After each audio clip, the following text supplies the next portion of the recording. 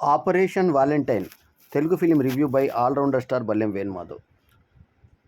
ఇది ఫైటర్స్ మీద వచ్చినటువంటి సినిమా. ఫైటర్స్ అంటే యుద్ధ విమానాలు, వాటికి కూడా ఒక అర్థం ఉంది. ఫైటర్ అంటే 2 గంటల 12 నిమిషాలు నిడివితో వచ్చినటువంటి యాక్షన్ థ్రిల్లర్. తర్వాత యూఏ సర్టిఫికేట్తో వచ్చిన ఈ సినిమా మార్చి 1, 2024 విడుదలైంది.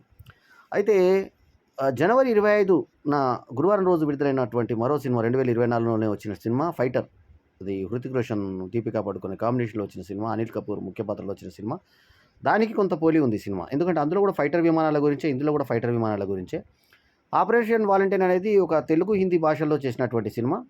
So operation Valentine is a patriotic edge of the sea to entertainer that showcases Air Force herds and the challenges they faced as they fought one of the biggest, fiercest aerial attacks that India has ever seen అని. ఒక India పాకిస్తాన్తో చేసినటువంటి ఒక పోరాటానికి చివరికి ఒక శర్మ అనే ఒక వ్యక్తిని ఏ రకంగా వదిలారు, వదలడానికి గల నేపథ్యం ఏంటి, ఎందుకు వదిలారు, ఎలా వదిలారు, సో ముందు ఎలా ప్లాన్ చేశారు అనే దాన్ని చూపిస్తూ వరుణ్ తేజ్ హీరోగా వచ్చినటువంటి సినిమాలో అర్జున్ దేవ్ అనే పాత్రలో వరుణ్ తేజ్ రాణించగా, మానుషి చిల్లర్గానే కనబడ్డది.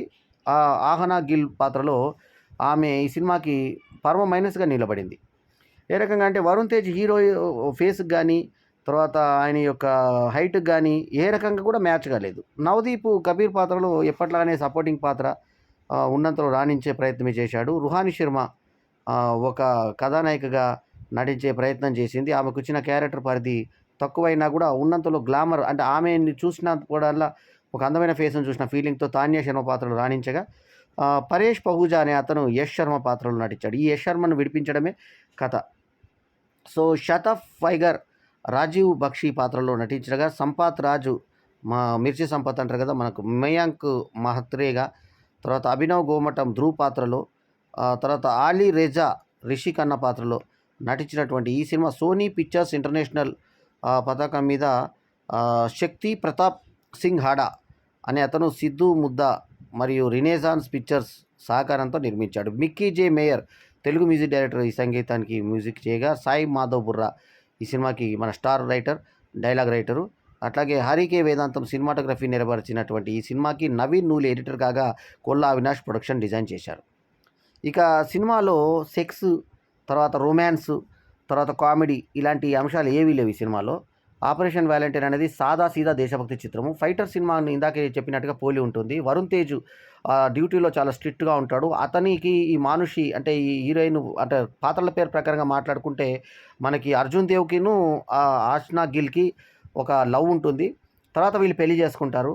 తర్వాత బరివాతలో ఒకసారి మానుషి చిల్లర్ అంటే మన ఆయహనాజ్ గిల్ పాత్ర ప్రకారంగా ఆమె స్నానం చేస్తుంటే వెళ్ళి చూసేయడానే సన్నివేశాన్ని ఎంత డిగ్నిఫైడ్గా చూపించారంటే, వరుణ్ తేజ్ డిగ్నిఫైడ్గా సీత్రూ అద్దంలోంచి ఆమె స్నానం చేస్తుంటే చూస్తే ఆమె పరిగెత్తుకుంటే టవల్ కట్టుకొని వచ్చి కొట్టే సన్నివేశం, తరిమే సన్నివేశం చిలిపిగా ఉంటుంది. అక్కడ మనకేం చూపించరు, కానీ చూసిన ఫీలింగ్ ప్రేక్షకులకు కలిగించేలాగా ఒక చిలిపి సన్నివేశము.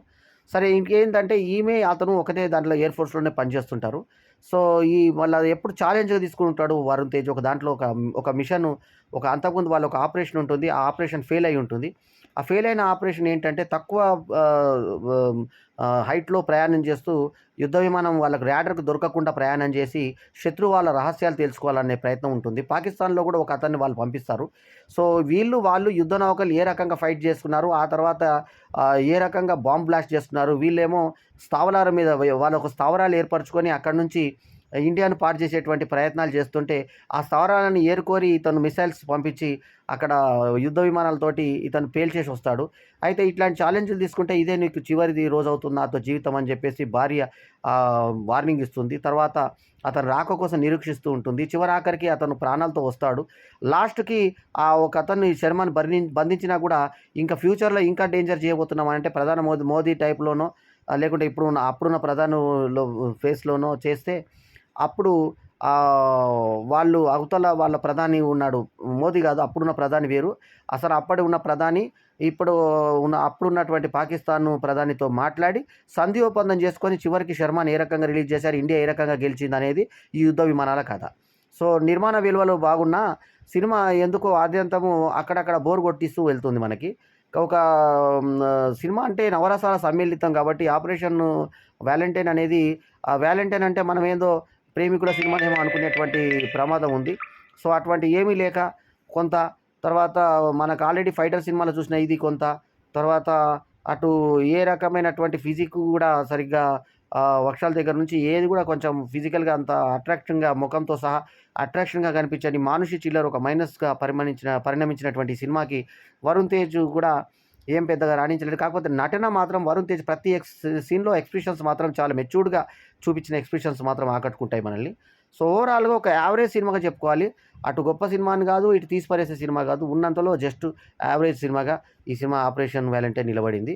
సో, మళ్ళీ ఇందాకే చెప్పినట్టుగా రొమాన్స్ ఏమీ లేకపోవడం వల్ల పెద్దగా డ్యూయెట్స్ గాని అటువంటివి ఏమి లేవు. ఇందాక నేను చెప్పినట్టుగా బరువాతల ఆమె స్నానం చేస్తుందన్న దగ్గర చూసొచ్చినాడు అందే తప్ప మనకేం చూపించరు. సో, ఇంకా చూయించేటువంటి పరిస్థితులు, పాటలు కూడా ఎక్కడ లేవు కాబట్టి, సో, మనకి పెద్ద సంగీతం పరంగా కూడా మనకి ఇప్పుడు ఇతను కేవలం రికార్డింగ్ తప్ప ఈ మ్యూజిక్ డైరెక్టర్ కూడా 'మిక్కీ జె మేయర్' కూడా పెద్ద పని లేదు. కాకపోతే 'ఆర్ఆర్' మాత్రం ఆకట్టుకునే రీతిలోనే సాగింది. 'ఆర్ఆర్‌కు' కొంచెం పెద్దపీట వేశారని చెప్పాలి. తర్వాత గ్రాఫిక్స్, మైండ్ విజన్స్ నాకు తెలిసిన, నేను కూడా అక్కడ వర్క్ చేశాను. దుర్గాప్రసాద్ అంటే వర్క్ చేశానంటే వర్క్ చేయించుకున్నాను అక్కడ. 'నా ప్యార్ మర్తా' అనే ఈ సినిమా, 'ప్రేమ గులాబీ' లాంటి సినిమాలు చేసిన దుర్గాప్రసాద్ ఈ సినిమాకి, ఆయన మలయాళం సినిమాలు కూడా చాలా మటుకు చేశాడు. 'ఈగ'కు కొంత ప్యాచ్ వర్క్ చేశాడు. ఈ సినిమాకి టైటిల్ పడింది మైండ్ విజన్స్‌ది. సో, అన్ని సినిమాలు ఎన్ని టైటిల్స్ పడితే ఇది కొంచెం ప్రధానమైన టైటిల్ పడడము ముదావహం. వాళ్ళ వర్క్ మాత్రం బాగానే ఉంది. సో, యుద్ధ విమానాలు ఏ రకంగా ఉంటాయి, వాళ్ళ కక్షలోకి మన కక్షలోకి మనం వెళ్తాం అనేది కొంచెం ఇంట్రెస్ట్‌గా ఒక గేమ్ షో లాగా మనకి, తర్వాత టీవీలో మనకు జనరల్లీ కనబడేటువంటి ప్రోగ్రామ్స్ లాగా, వెబ్ సీరీస్ లాగా కనిపించింది. కానీ ఒక మామూలు తెలుగు సినిమాని చూసినటువంటి కళ్ళతో మనం చూడలేము. సో, అదే కొంత మైనస్‌గా పరిణమించింది 'ఆపరేషన్ వ్యాలంటైన్‌కి'. ఖర్చు కూడా ఏం పెద్దగా పెట్టినట్టుగా అనిపించలేదు. ఉన్నంతలో మనకి ఆ సెట్‌లోనే అంతా లాగించేసి కొంచెం వీఎఫ్ఎక్స్‌లోనే మొత్తం పని కానిచ్చినట్టుగా అనిపించింది. ఎక్కువ మటుకు విమానాలు అటు రావడం, ఇటు రావడము, ఇందులోంచి చూసుకోవడము, ఆ హీరోయిన్స్ కూడా మనకి ఇక్కడే మాట్లాడుకోవడము.